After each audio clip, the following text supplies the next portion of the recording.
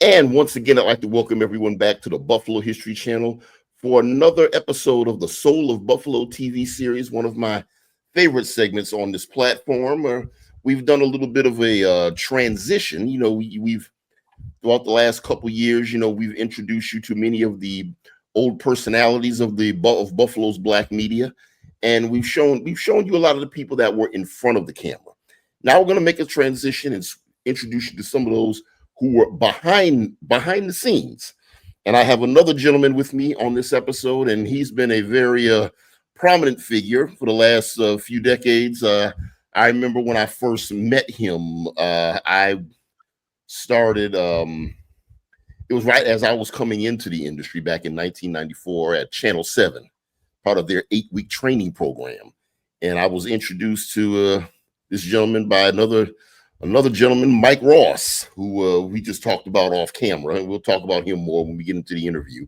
But this guy has been really, really busy behind the scenes and trying to introduce people into the media and taking the Buffalo media into some minorities in the media into different directions with the founding of the Western New York Minority Media Professionals.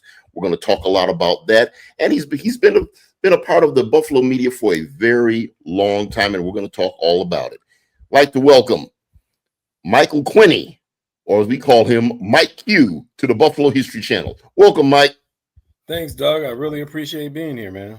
You do a wonderful job, and I wish you continued success. Absolutely, man. Absolutely. Just really excited to have you on, because I know you got a lot. You're full of stories of the Buffalo media. We always like to start from the beginning. So how did it start for you? What got you into the local Buffalo media here? I'm going to take you back to the late 60s, early 70s. I lived in a neighborhood called Cold Spring, and I grew up across the street from a jazz musician named Alvin Shepard. I always have to mention him. And he had all the musicians from Miles Davis, Grover Washington Jr. going and coming to his house. But right next to him on the corner was Ron and Don Baskin. Yes. And Ron Baskin was, I believe, one of the very first radio personalities at WKB Radio and WKB TV, if I'm not mistaken. But Ron was very prominent working at BOK. He had a show called Express Yourself. And having grown up with him as a child and a friend of the family, my father was a plumber. And so we go do these plumbing jobs every Saturday morning. And then we came back, I would look across the street and I would see, Ron Baskin and them with nice, clean clothes and, giving away free tickets and all of this stuff. And I said, man, I told my father, I said, I want to do that right there. And he said, well, you're going to have to go to school. So that was the beginning for me. And then I grew up down the street also was Jerry Bledsoe, better known as Jerry B. He used to hold the Funk Factory and a whole bunch of other shows in New York City. And he would have Gary Bird and he would have Frankie Crocker, all the legendary jocks would come on Laurel Street, which is where I grew up. And so having that influence, I knew in 5th grade what I wanted to do. I knew broadcasting was in my blood and what I wanted to. I just didn't know how to get there. So I ended up going to school out in Missouri, out west. And when I came home from college, I won't even say the year, but we'll get to that. I went to my brother's house, and my brother had a friend, and his girlfriend name was Carla Taylor. And she was a radio jock at WGR Radio back when Radio Row was on Franklin Street. And they had all the radio stations, YSL, all of them were between Virginia and Franklin. And I told her, she says, what are you doing? I said, I just graduated college, And she said, what was your major? I said, broadcasting. She said, oh, really? She says, I work in radio. And she said, you got a resume? I go, yeah. She said, well, bring it to me tonight. I'll be at the station at 12 midnight. So I go down there at WGR Radio on Franklin, right there near Allen. And I take her my resume. She looked at it and she tore it up. She said, wait a minute, we're going to redo your resume. This is a bunch of garbage here. And she redid that resume, which is a resume I still use when I'm applying for media jobs, which is long gone. I don't apply for media jobs anymore. Right. Me neither. And eventually, I think within 2 days, I was working for GR Radio. They started me off as an intern, and then I worked part-time. And Tom Bowerly had a talk show called Hourly with Bowerly. And I think I started off answering the phones. And at that time, Breakfast with Bowerly, Yeah. And he was new. He was the new kid on the block. And at that time, they had an all-star cast at WGR. You had Jim Nowicki, George Hamburger, Chuck Lakefield, Jerry Rio, Sandy Kozel, Wayne Smith, just on and on of what would be considered Broadcasting Hall of Fame now. And I spent about 8-9 months over there, and I had an opportunity to go and work at WBFO Radio, which was like the love of my life because I grew up a jazz fan. So I went over there and I worked at GR Radio for probably less than a year. I mean, BFO for less than a year. And I ran into a young lady who I grew up 4 doors down, Nona Barbie, she was a news anchor at Channel 7 at the time. Her parents lived 3 floors down from my house. And her father was the first Black police captain in Buffalo, Floyd Edwards.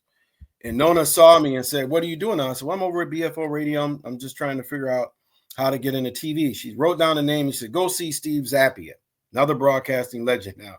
So I called him up. He says, "Come on down." I went down and I talked to him. And he says, "I don't got anything open right now, but I said, I could use some day-to-day work. I need help with commercial production in AM Buffalo." He says, "Go see John DeShulo," which became my lifelong mentor. And I ended up working for AM Buffalo and in commercial production. At that time, they used to do live remotes for AM Buffalo. And you had Cindy Abbott and Brian Cale were the host.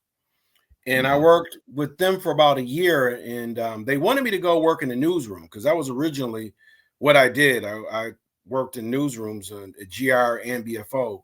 Right. And in fact, at BFO, I did the radio drops for sports. I would go around to the Bison games and I would get all of the interviews in the locker rooms, bills, and that kind of stuff. So they didn't have an opening. And so I worked and did temporary work for Channel 7. And then the chief engineer contacted me and said, "Hey, we have an opening in the technical division until the newsroom jobs open up." So I ended up becoming a technical engineer, doing camera work, audio, sound, a whole lot of things that people don't see on a day-to-day basis because we think of television. All we see is the news people or the camera people. We don't realize there's a whole lot of jobs that go on behind the scenes behind that. And so I did that for about 8 months, and they came to me and said, "Hey, we want you to become an assignment desk editor because you know the community." Tim Clark had just left. Tim Clark is now the commissioner for Buffalo Niagara Film Commission now, but Tim had just left, and I think he was going to work for Jack Kemp. That gives you the timeline, right? Right. Absolutely. And I said, no. I said, the news was crazy. I said, you're running all over the place. I said, no, I'm going to stay in the technical department, which was probably the best thing that ever happened as I stayed in behind the scenes and got a real view for how the business was run.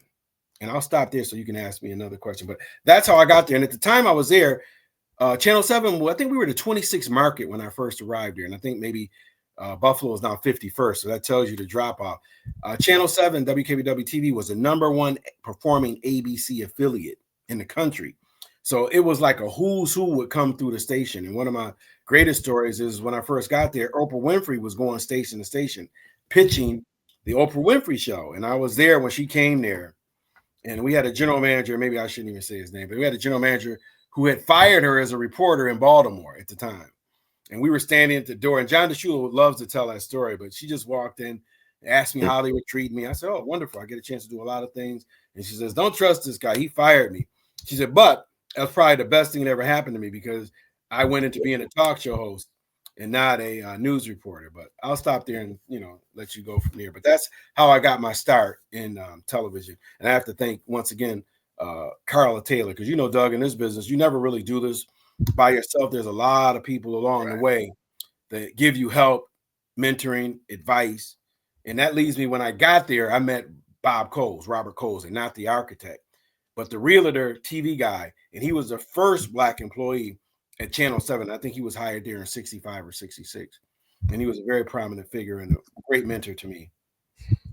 And I will say this for the benefit of my viewers and listeners here of this platform, that I said a little bit earlier at the show, I'll expound on it, that Channel 7 was for decades, almost a generation, the premier, the main station, having Irv, Rick, and Tom at the helm, that literally came into your homes and pretty much as a Gen Xer into our lives. We grew up watching them on TV, but that was actually, for me, the very first station that I didn't have a full-time job there, but I got in there through a training program. And it was my first time actually drawing a paycheck from a station. And that training program, Doug, was put together by Bob Coles. He Yes. put that in the contract. So Okay. They would have to train a certain number of people of color. Yeah. Okay. Yeah, that was the program that they got me on. And I was on there for about a few weeks because they had me there during the day. And I can remember, and I had met you there because they had me doing studio camera for both AM Buffalo as well as the Eyewitness News at noon. And then afterwards, and I worked closely with Mike Ross, who was there for many, many years. And it was Mike Ross actually that introduced me to you one afternoon as I was wrapping up my part-time shift there. And then we continued our relationship from there, because that was one of the advice that he gave me is he definitely wanted me to make sure I knew who all the Black people at the station were. And we didn't have many at that point in time. There might have only been 9 out of maybe 200 people that worked there. Yeah, and in different departments, right? Yeah, it might have been. That's including sales and everything. I think it was only about 9 of us at that particular time. Yeah, I met you. I met Bernard. I met you. I met Bernard Mitchell. I think he was up in the sales department. Some of the other folks worked in like Jamil, and they worked on the night shift. So I didn't get a chance to meet them yet.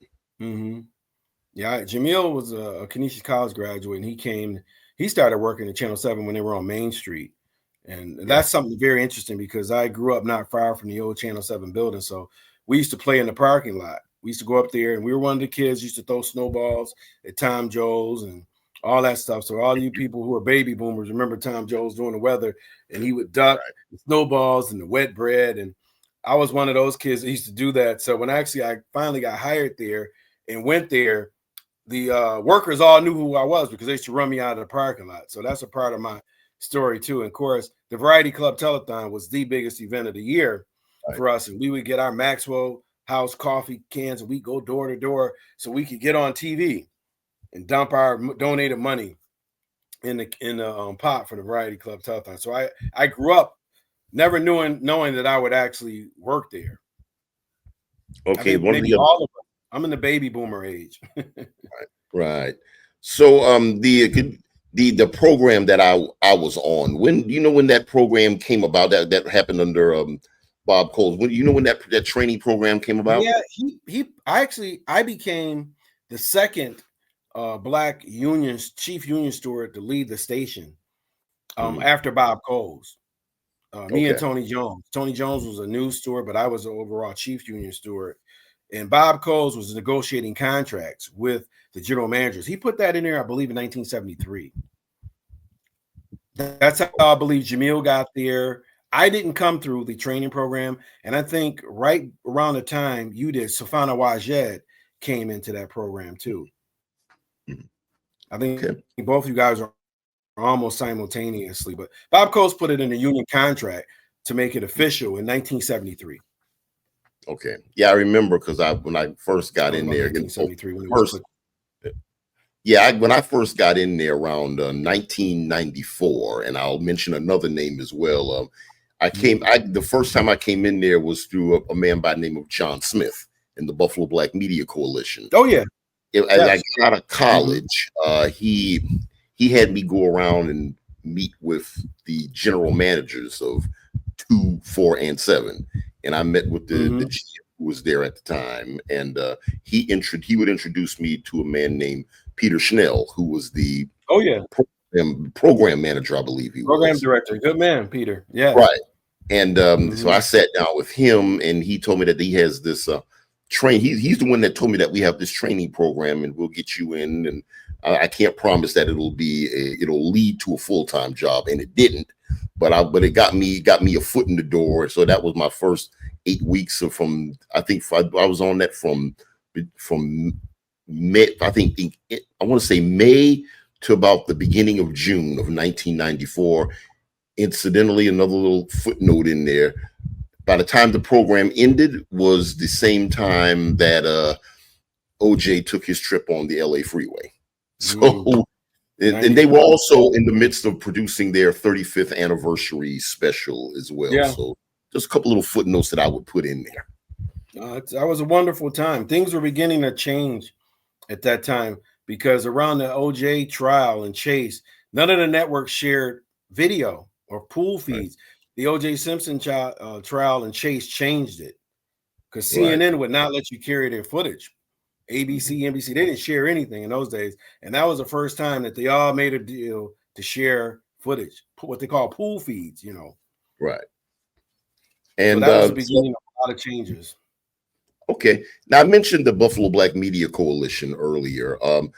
Around in the mid 90s, yourself and Tony Jones, you got together to form an updated Black media advocacy group called the Western New York Minority Media Professionals. And I remember I first heard about that about what you were doing when I had just started working at Empire Sports Network. This was in summer of 1996, and I can remember hearing about it across the board. And I think from it was Charles Alexis that was telling me about it. And I remember he told me that you guys had this big meeting.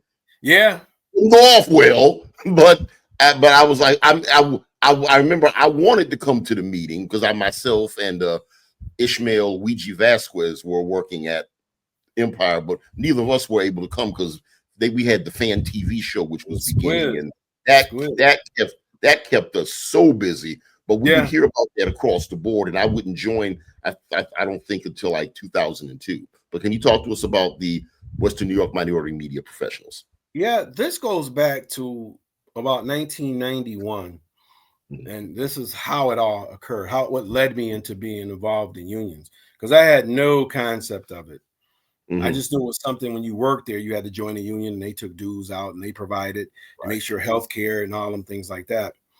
And Bob Coles had retired, and he had been a force of negotiating contracts and making sure that we got proper representation, getting people of color into the media, because this wasn't just a Buffalo thing. It was just a business that there wasn't a lot of us present in the workforce. But I was laying on the couch, and I think it might have been 91. And I heard Spike Lee talking about why he couldn't get more people of color to work on his film sets. He started naming the unions. He said, those unions don't have a lot of them in there. And when I have film projects, they supply the people, right? So I don't have control of it. And I said, well, wow, I'm in that union. And he said, I need people that work in that union to get involved in, the union stewardship levels to make sure that we have proper representation. And I was like, okay. And then right after that, I was laying on my couch again because we work bad hours. At this time, I'm probably working 12-hour shifts. And I'm talking about Friday and Saturday night, which is crazy to me. But I was laying on the couch one afternoon. I heard Tupac Shakur talking about, you have to make change where you are, and how he didn't want to grow old and have young people come up to him and say, why didn't you try and do something? So it got into my mind that we had to do something. I didn't know what, but I talked to Ed Riley, who was became a legendary photographer, news reporter. And he says, him and Joe Ackerman took me under their wing and started teaching me about being a union steward. So I went to Bob Coles, who was a Black guy who had been doing it for years and was just a force at the station and in the industry. And he said, oh, it's a good thing. He says, there's never been anybody else besides me of color that actually participated in it. So little did I know that all the other guys started talking to me saying, you never get upset. You seem to have a good mannerism. Said, you be good at it. Just try it. I didn't realize that I do it for 18 years. I think I negotiated maybe 4 or 5 contracts. You're talking about how much people get paid, what their medical is, vacation, even what the news reporters, what they would get in terms of personal service contracts and base union pay. We had to negotiate all of that stuff. So in the midst of having access to the management, once I met Tony Jones, because we were trying to push to get more Black photographers and Puerto Rican and Hispanic photographers. And we were able to do that because Tony came over in these conversations that I was having with the station. They hired Tony Jones, and they hired, oh my goodness, he's going to beat me up for not Ronaldo, because he was there for a short while. but I can't think of his name. But you know what I'm talking about. He went over to Roswell, but it'll pop online. Rolando Rosado. There you go. Yes. Old age is getting me, right?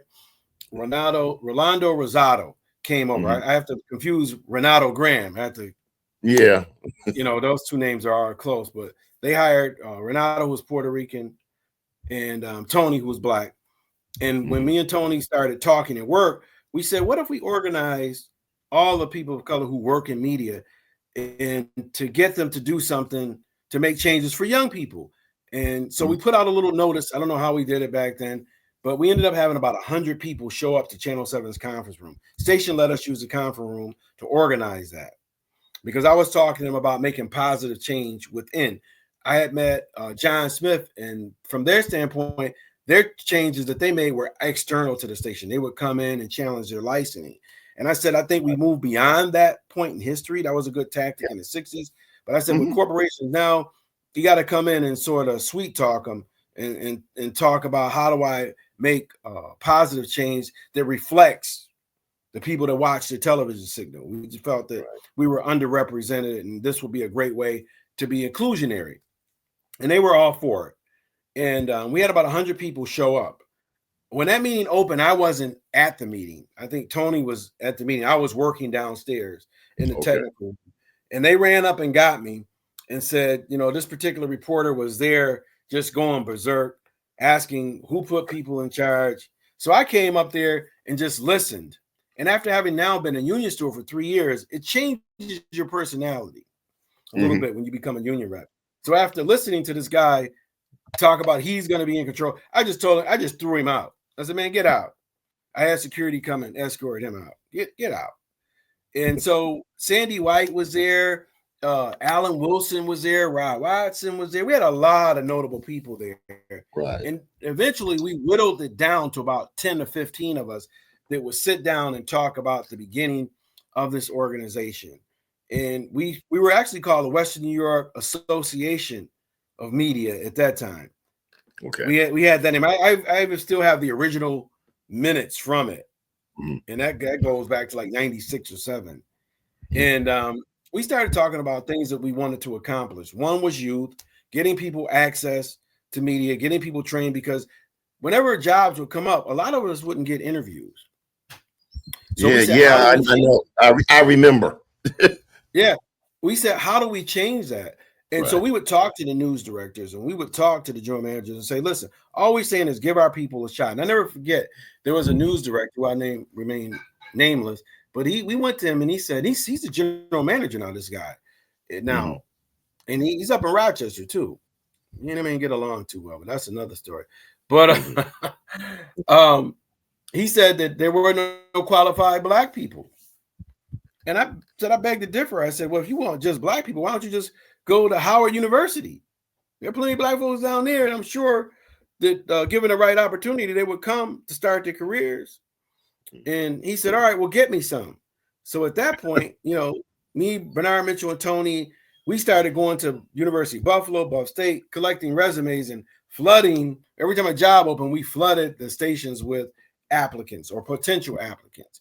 And that was the beginning of it. Unfortunately, there was some differences of opinion about how to proceed. And although me and Rod Watson, who I saw in the park the other day, got along and we continue to have a great friendship, he and another party did not see eye to eye. And Rod said, Mike, I think we need to start the Black Association of Journalists. And I said, Rod, you should do it. I don't think there's just one voice that speaks for everybody. I think that based on what you're saying that you want to do, I think what we're talking about, you should start it. And so it was at that point, Rod Watson started the Buffalo Black Journalists. He founded that with Alan Wilson and a few other people who I supported wholeheartedly. And that's how we got started. And ultimately, Bernard Mitchell was the one that coined the name Media Professionals. And minority at the time that we coined it meant lack of access to. It didn't mean a particular ethnic group. So I want to be clear about that. When we founded it, we weren't saying that this was only for Black people. This was for anybody that felt that they couldn't get an opportunity. We had a lot of people of non-color that felt the same way too, because it was tough to get into this market at that time in those days. You just could not get a job. Tell me about it. the resumes I submitted, the interviews I went on, the few positions that I used to get that I had. You ain't got to tell me. Yeah, it was a very tough market. So we were actually working with a lot of people, although predominantly we were working with people that looked like you and I, and we were helping disadvantaged communities. But we had a lot of students of non-color too. We helped a lot of young people come across those channels, or we would find interns that were interning with the station that felt lost, and so we would take and adopt them. Right. So the station allowed us to begin to train students. So what we did was the station got sold at the time. We were owned by Queen City Broadcasting. The Cap Cities had been gone, and Queen Cities was owned by Pepsi Bottle and Beer Company that consisted of quite a few different Black celebrities, from Bill Cosby, you know, Oprah, like they all owned it. But J. Bruce Llewellyn was the lead person in that. And his daughter his daughter for a period of time was a reporter, Alex. Yep, Alex Llewellyn, yes. Who's doing very well as an entrepreneur in New York City right now.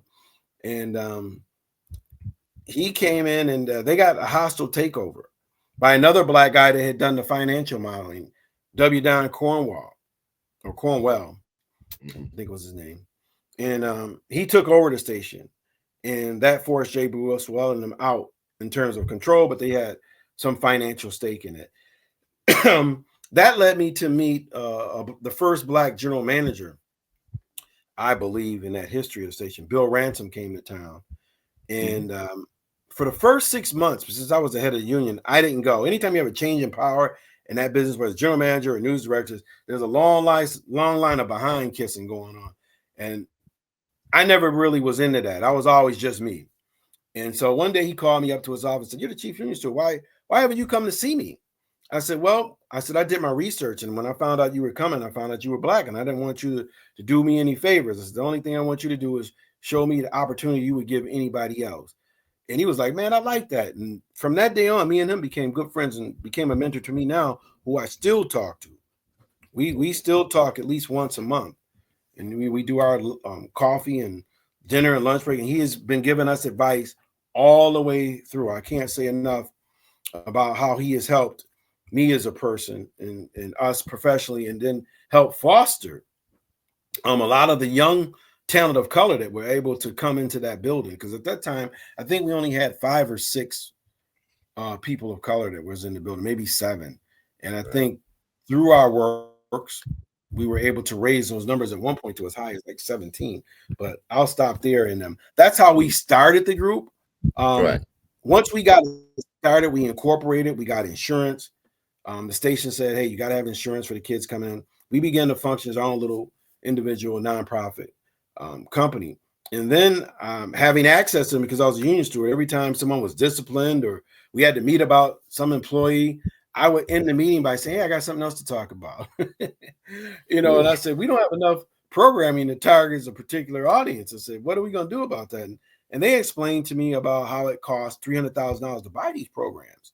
And it said, we buy these programs doesn't guarantee us to get our money back. So that's why we don't always invest in it. And I go, well, we got to figure out something. I can't think of the general sales manager name, but I can see his face. Very well-dressed guy with suspenders, always dressed real nice. He said, "Well, you got a media company. Why don't you produce something since you know so much?" And I said, "Yeah, you're right." So I got together with Tony, Larry Frazier, Cheryl Littlejohn, and we came up with this idea. Let's do a business show so we could highlight our community from a totally positive thing. Put Black professionals on TV so people could see them, and then have them talk about how they were able to go from one point to another and be successful. And we came up with a pilot, and it was called the Western New York Magazine. And we went to the station, we bought the time from. Okay, everybody. Just wanted to let you know, I know some things might look a little bit different. We were having some technical difficulties with the interview, so we cut it at a certain point, and we're going to pick it up at the conversation up at this point. This is going to consider this to be part 2 of the interview. And so do not attempt to adjust your TV, your computer, or your phone, or wherever you're watching this at. Everything is cool. We just had to cut from one interview and pick it up at part 2, which this is right here. Okay, so you started the Western New York Minority Media Professionals, and you also, one of your main projects was producing television programming.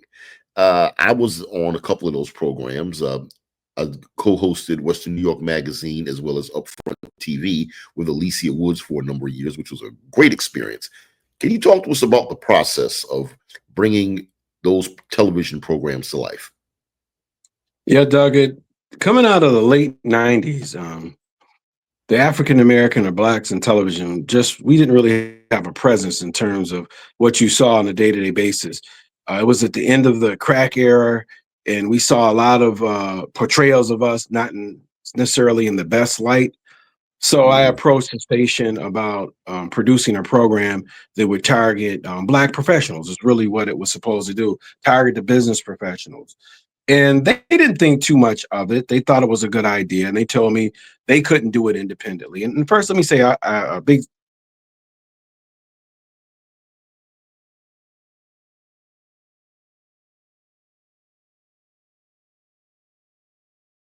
shout out, thank you to Sarah Norat Phillips, because she used to host a show called Buffalo Beat. And that was an influence of mine. It used to air on Saturdays, but the station produced it. Her and Muhammad Furqan used to, so they were a big influence on me, as well as John DeShulo and Offbeat Cinema. So let me get that out the way, because they were the ones that gave me the idea and the concept that we could really do this. And I use their programming, working on their shows, as my learning ground. And so I approached the station and I said I didn't want them to show us any more favoritism, because Bill Ransom was an African-American or Black general manager. And I said, just give us the same opportunity that you would give anybody else. So we offered to buy the time and totally independently produce the show. And we did that. And the first show we produced was in 2001, December 14th. I never forget it. Janice White and Leah Moore were the hosts. And we put it on at 1:00 at night, and it was a big hit. And the station was like, oh, wow, we could really do something. We have to figure out how we do this. Because at that time, there was only Hype Williams that was actually working with the commercial stations anywhere in the country with this kind of a concept. So it took a lot of legal work. So it took about 2 to 3 years of back and forth of how this would work, since we were employees of the station. And I was demanding that they didn't control it. They couldn't have any interest. And I said, if any money's made, it should be ours. And they said, well, you're using our equipment, so we got to work out some sort of revenue sharing plan, which it took about 3 years of back and forth. And I tell you, Doug, there might have been about 30 meetings, at least 30 meetings over the course of that 2 to 3 period. Mind you, we were still buying at the time for Western New York Magazine. And then we put on the air Late Night Noise. So we were still negotiating the terms of how this would work. And we completely produced it, edited, wrote it, staffed it, did everything at the station, remotely at the station. And I think our community, when history looks back, and thank you, Doug, for this opportunity, and what we were able to accomplish was really unique to not only Buffalo, but it was unique to the whole country. And you've had previously, Daryl Denard did some stuff with Channel 2. Stan Coleman, who's a legend, also another influence, did a show. David Allen, big shout out to David Allen. I call David the Godfather, him and Larry Frazier. They gave me a lot of support on how to go about this and a lot of inspiration. And we were able to showcase a lot of professionals and then get backstage and talk to various other professionals along the way and some entertainers.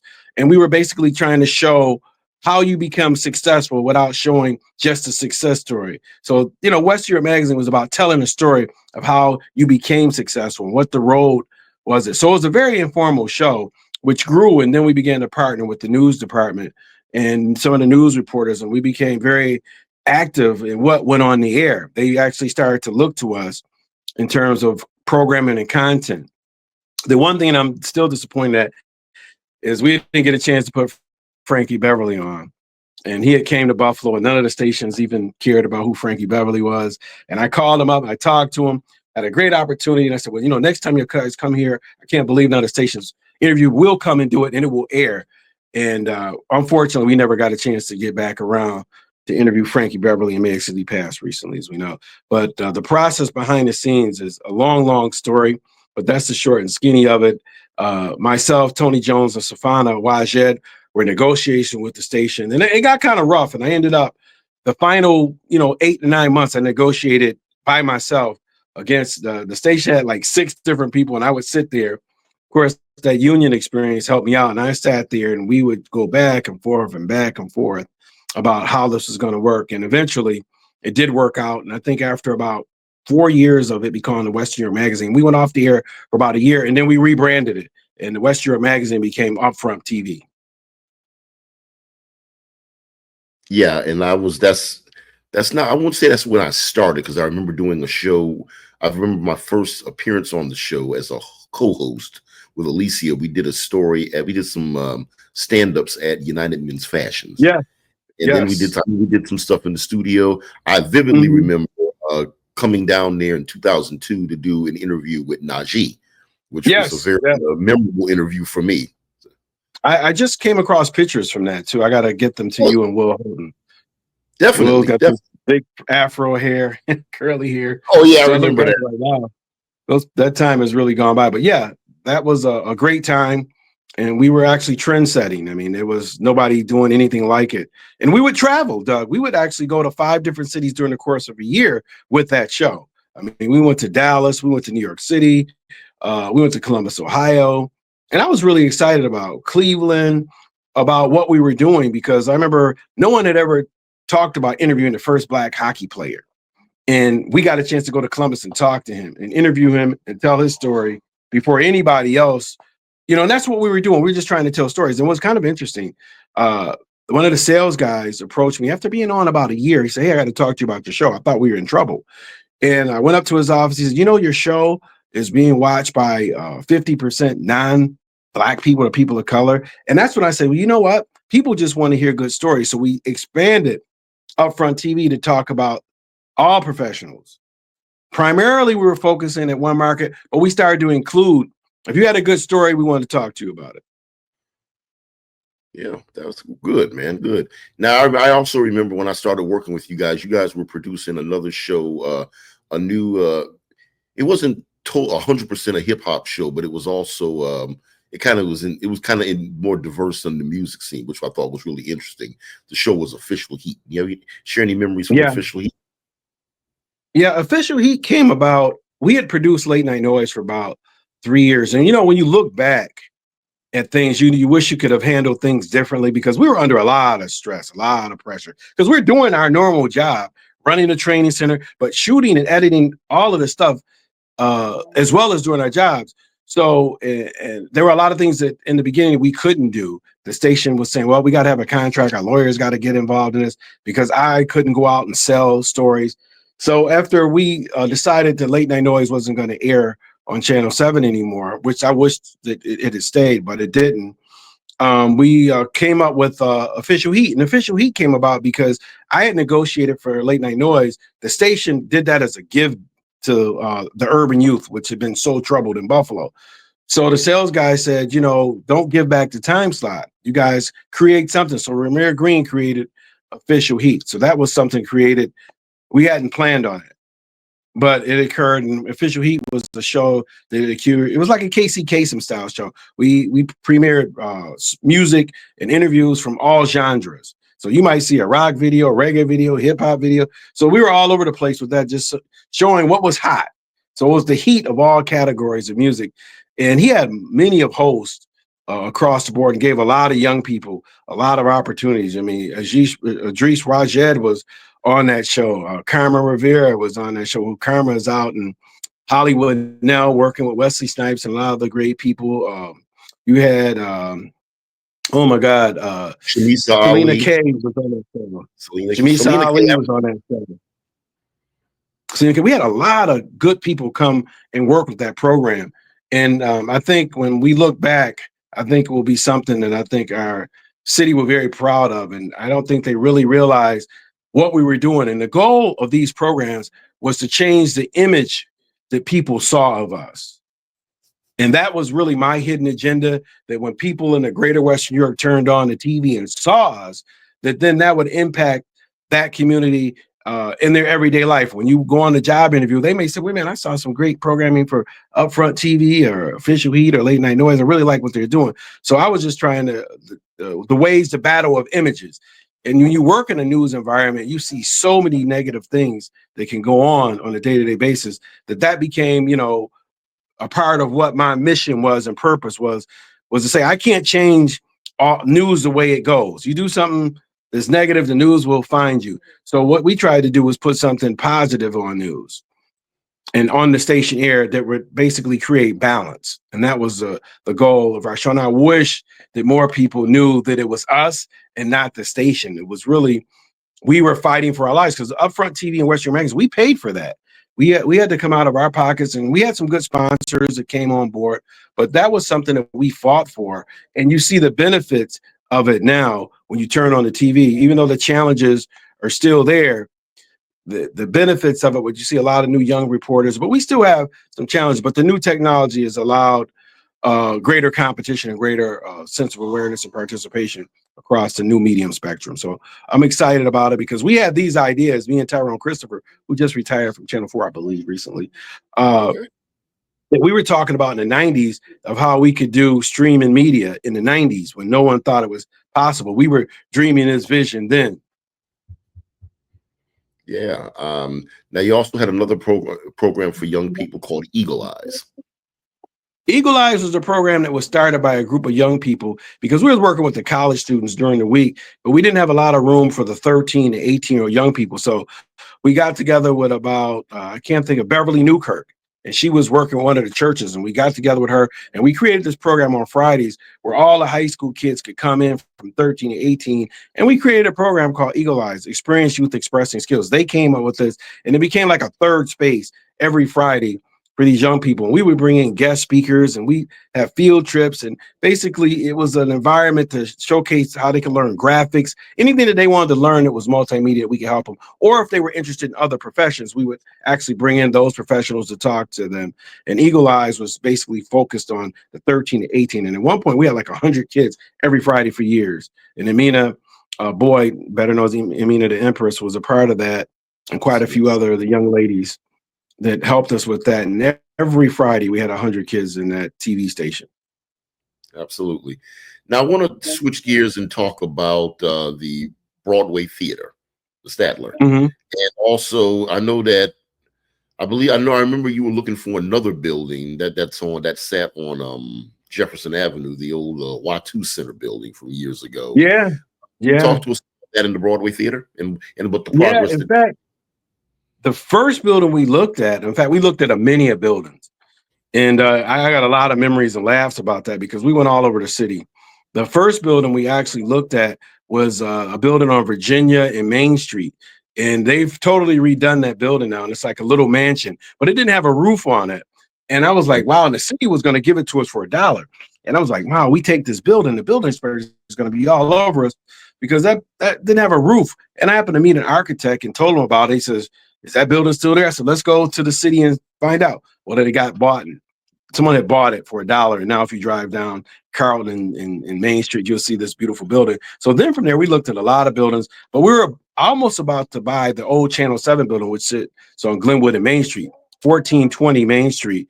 And we were outbidded. I think at that time, around 2004, we put in a bid of $80,000, and the building went for $90,000. We were outbidded. But I bet you that building now is going for $1 million. I mean, nothing is that cheap anymore. And they did a good purpose. I think it just recently went up for sale. So I ran into an old high schoolmate of mine, Reginald Wallace, and he used to run a nightclub called Faces in Buffalo. And he had an old 486 computer. But anyway, I went to his 2006 computer, told him what we were doing. And of course, he had a big history in concert promotion. And I said, well, maybe we ought to work together. You come on our board of directors and maybe we'll find something. So about 6 months later, he called me up and said, hey, I got a building for you to look at. Well, we met over at the Broadway Theater. I'm like, wow, this is perfect location. But at that time, that area was not as nice as it is now. You know, a lot has happened in the last 7 to 8 years. And I said, but it's only less than a mile from downtown. I can see Roswell. I looked at the Larkinville's over here. I'm like, this is perfect. And so we settled on buying the Sattler Broadway Theater. I didn't know any of the history. All the thing I knew is that my parents lived on Broadway and Pine in the 50s. So I started to talk to my mother a lot about it. And as I researched, I was stunned at the amount of history and information that took place in that corridor. I think a lot of times in Buffalo, we don't really what's the words I can say? That we really don't really appreciate the great history that we have here. And so I started to find out that that was one of only 27 historical African-American theaters left in the United States out of 2,500. So it's a rare gem to still be in existence.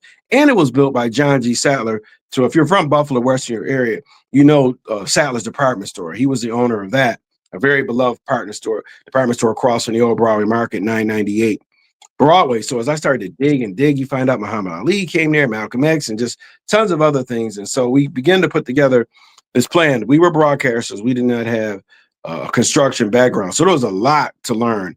And you know, the unfortunate thing is we had two government shutdowns. We survived a pandemic. So, you know, people say, what took you guys so long? A lot was occurring and we had to learn a lot. We had to find the right people.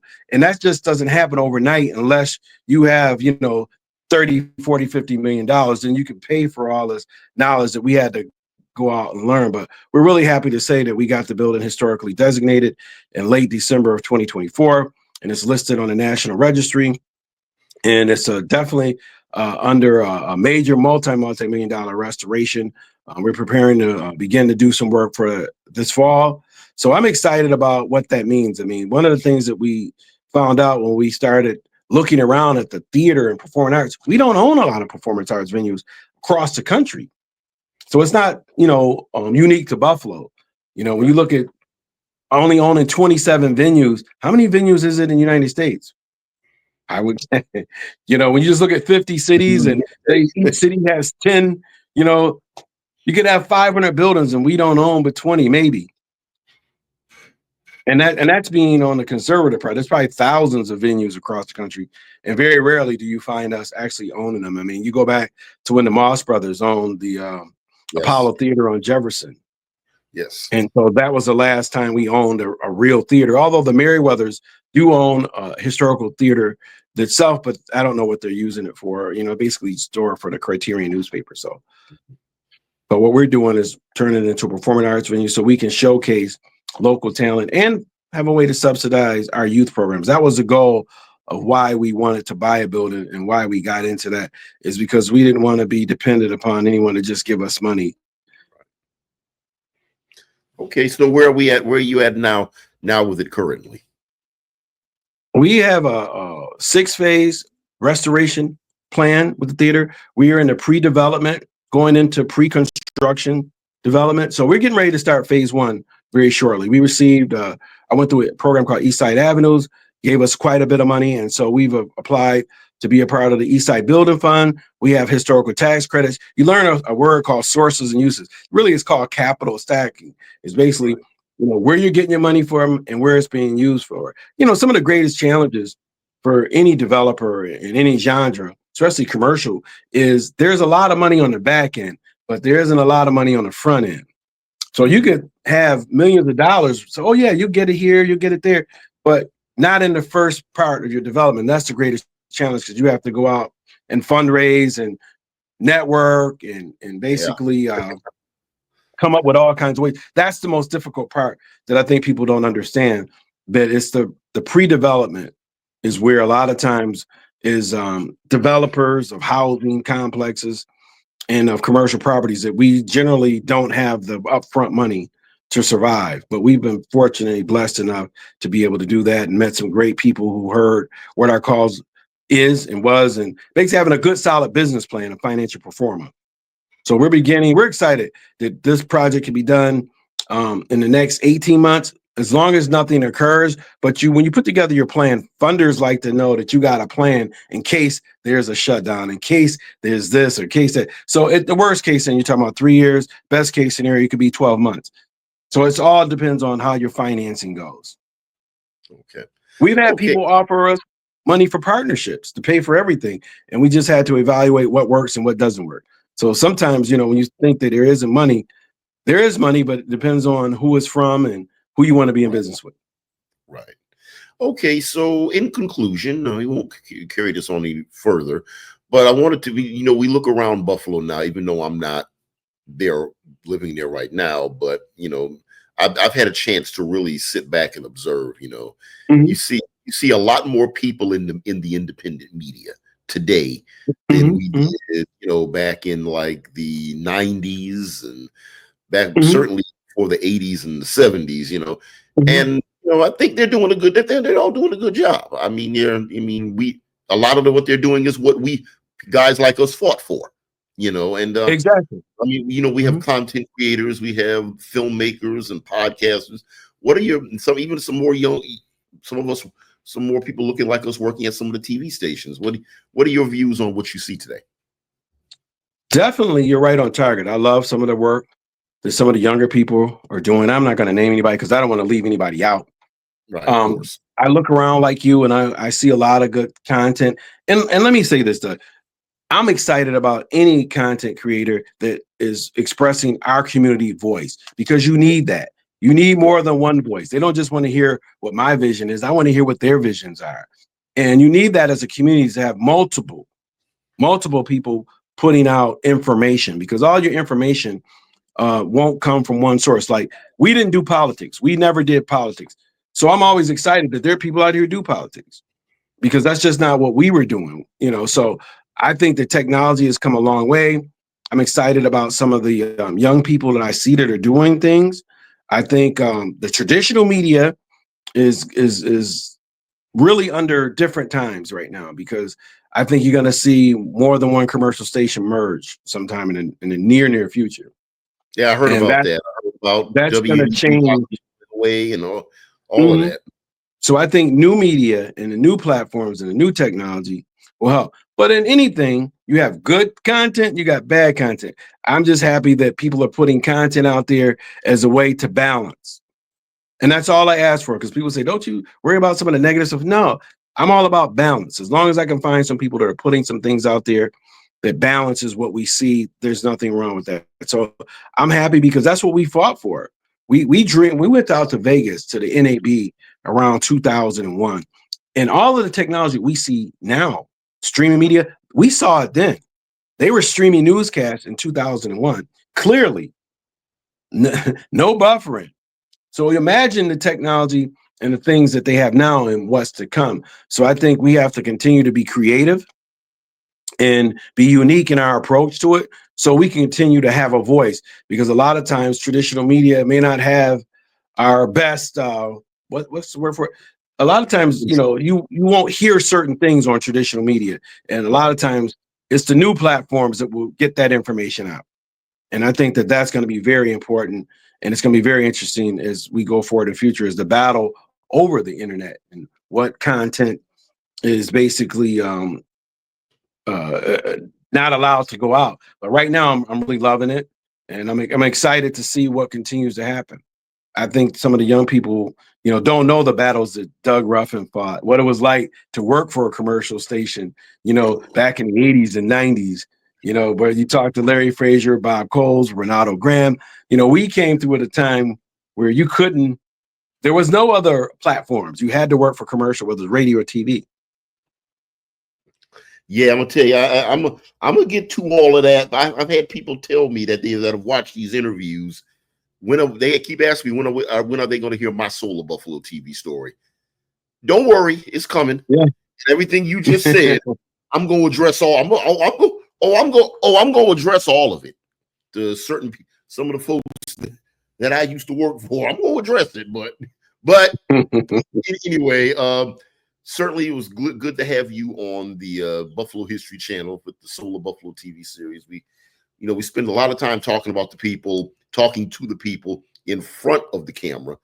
Figured it was time to switch gears and talk to the people behind the camera, because it was a whole lot going on behind the camera with people not just working on the cameras, but other people. We were working to kind of establish some things that a lot of to create to make a way and for some of the young people that you see out here today. Certainly, we didn't see the evolution of the internet age coming with social media and the platforms, and now people can get on here and make up the six figures now. But so things have really come a long way. But it's been a pleasure to have you right here on the Buffalo History Channel, Mike. Well, thank you so much, Doug. And I want to say history. I'm proud to say history will be very kind to hear the battle that took place, that we because we were threatened of being fired a lot of times with our stance on some of the negative things that would go on the news, and we behind the scenes saying, no, we don't like that, don't do this. So I think history is going to be very kind when it looks back at what we stood and fought for. And let me say thank you to Charlie Fisher, because Charlie was the one, when we were doing this show, he had created a Black business directory, and he gave it to me, and I used that with the station to prove that there was a market that they had forgot about. And before we go, I want to give a shout out to somebody else that worked on the official Heat crew, Rocco Anastasio. He is, I know he's come back to Buffalo, and he's doing some. I see him doing some wonderful things for the Latino community. His show that he's working on, Latino Lens. I've seen a lot of things from it. I'm very impressed by it. I'm very happy. I'm very happy to see that. So I wish him all the best in his efforts. All right, no doubt. I'm looking forward to it. All right, Mike. Thanks for being on. Thanks so much, Doug. Keep up the great work. All right.